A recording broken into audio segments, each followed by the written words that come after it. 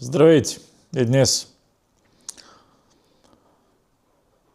изобщо не исках да пускам това видео, изобщо не исках да навлизам в тая тематика, обаче той е шут, той е клоун Иво Мирчев.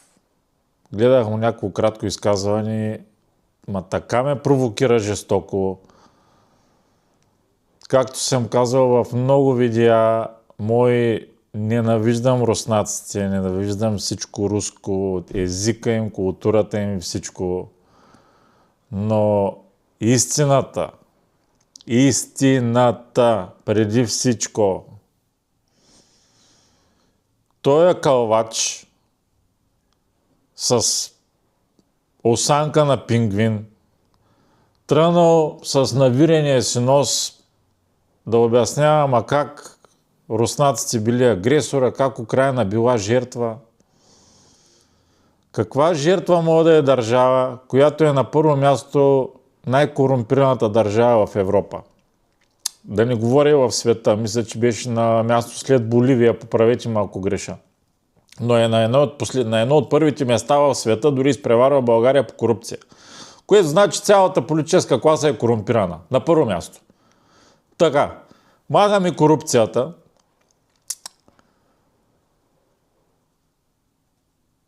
И избутваме един факт. Коя е Елена Поп-Йорданова? Сега ще ви чета факти. Почваме. Елена Поп-Йорданова, грешка на езика. Диляна Гайтанджиева. Диляна Гайтанджиева беше изкарала една камара факти за това как съвместно американски и украински служби разработват биохимични оръжия на територията на Украйна. Създават патоми, т.е. химическо оръжие. И наскоро американците разсекретиха въпросните документи, въпросните съвместни акции с украинските служби и ги пуснаха, тъй като почнаха да излизат много неприятни за тях доказателства. И както естествено съвсем по американски начин, като не може да надвием истината, просто ще я преобразим. Ще я пуснем тая истина, нали? Ще я разсекретим, защото няма какво да криме, нали? Всичко се е ясно. И ето ги. Чета в момента. Автор Диляна Гайтанджиева, която от години публикува материали по темата на своя сайт и в международни медии.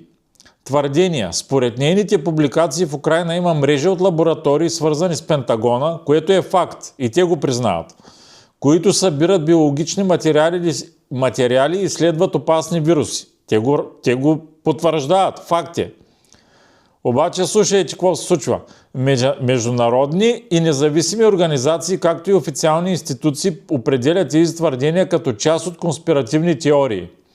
Програмите, слушайте сега обяснението на американците, програмите, за които се твърди, че съществуват, за които се твърди, че съществуват тайни разработки, всъщност представляват публични усилия за намаляване на биологичните заплахи и обезопасяване на наследени от съветско време изследователски съоръжения.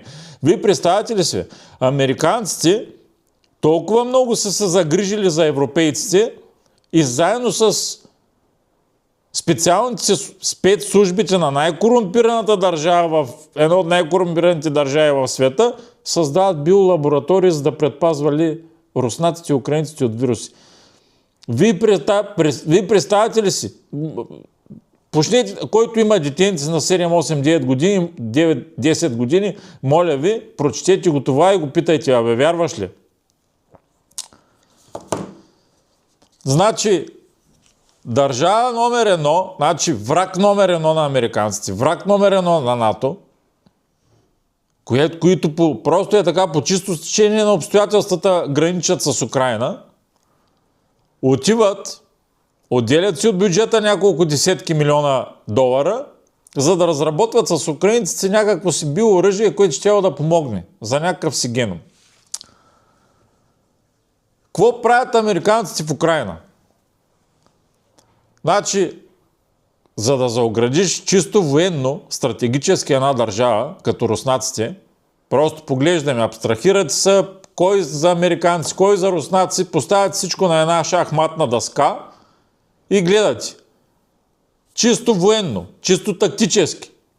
Една държава е заобиколена от натовски държави. Като почнете Балтиката, като почнете Източна Европа, включително и ние, заобградени са от натовски държави. Ако имаш и Украйна, в която да разположиш биолаборатории, с които да ги атакуваш чрез разни... Знаете какво мога да свърши една биолаборатория на границата с Русия? Имаш шах и мат. Да разположиш ракетна установка на границата с Русия. Вие виждате какво правят в момента две ескадрили с дронове, с руснаците. Разпиляват ги.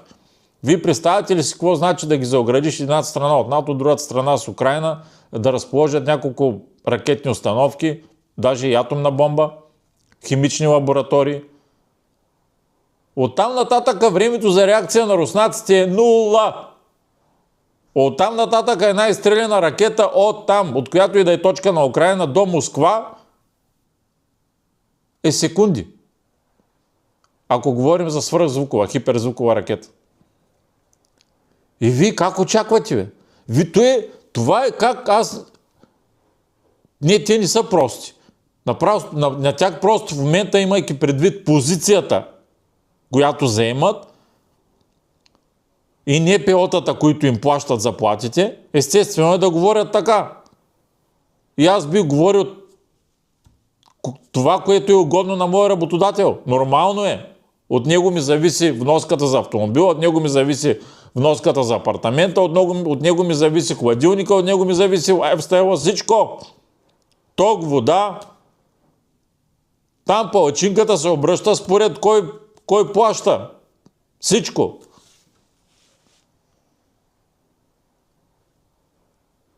В момента на тия от ДБ, на Иво Мирчев и там другите палячовци, спонсорите им съзнаят кои са.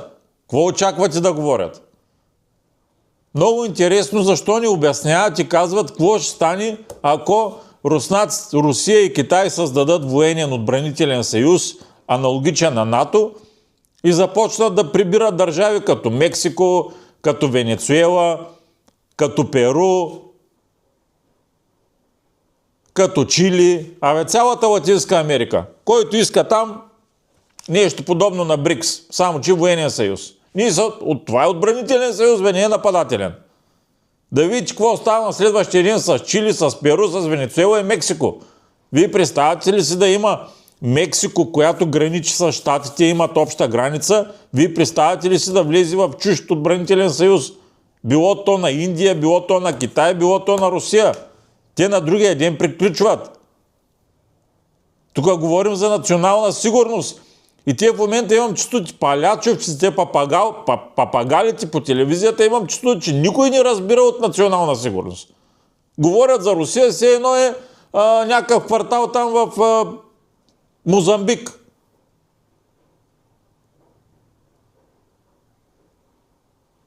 Той е държавата с най-много атомни ракети, бе. Арсенал. Едно от най-големите по територия. Обградена в момента, стратегически обградена от държави на НАТО. От чужд военен съюз. И те не само, че не оставят, така както е обградена, просто е така, дай там ще разположим, защото е въпрос на избор. Която иска държава, да се членува. Ето, приеха Финландия, приеха България, приеха една камара, руснаците се траят. Ма каква работа имате вие в Украйна, бе? Да разработвате биооръжия с американците. И все още, ето ви го документалния филм на Оливър Стоун. Все още може да бъде намерен с предупреждение, обаче. Когато го отворите и го намерите, изписва предупреждение. Това е филм Украйна в пламъци от 2016 година. с български субтитри. Филма не е направен от руски продуцент, направен е от Оливър Стоун, американски. Там ще видите част от истините защо е станала тая война. Че тая война не е станала от ония ден.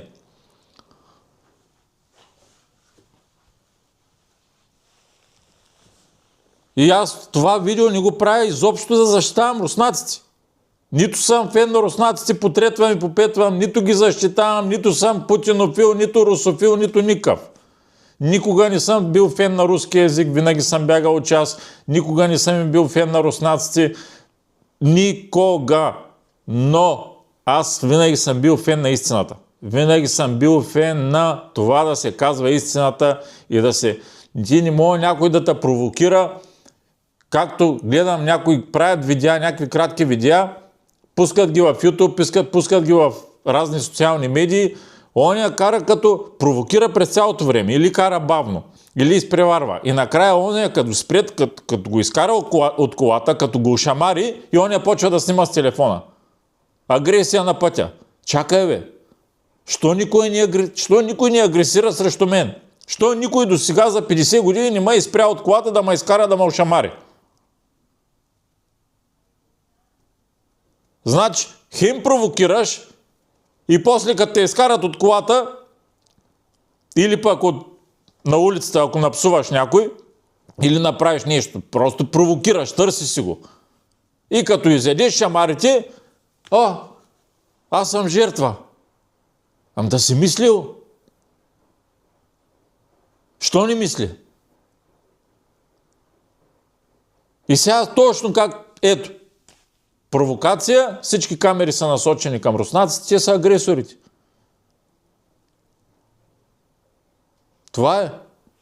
Който иска да си пусне, не знам дали мога да го прикача като линк, показва ви го, пишете Украйна в пламъци, гледайте, има български субтитри, филма е час и 35 минути. Изключително интересен филм. Гледайте. Изобщо не ги слушайте тия папагали от ДБ, от МП, не знам как палячовци. Шутове. Пълни шутове. Аз гледам и си чуя как може такъв човек да бъде изобщо политик, да се занимава с политика. Такъв човек трябва да ходи да сърди картофи. Кативо Мирчев. Пълни паляци, братко. Чао, спокоен ден на всички.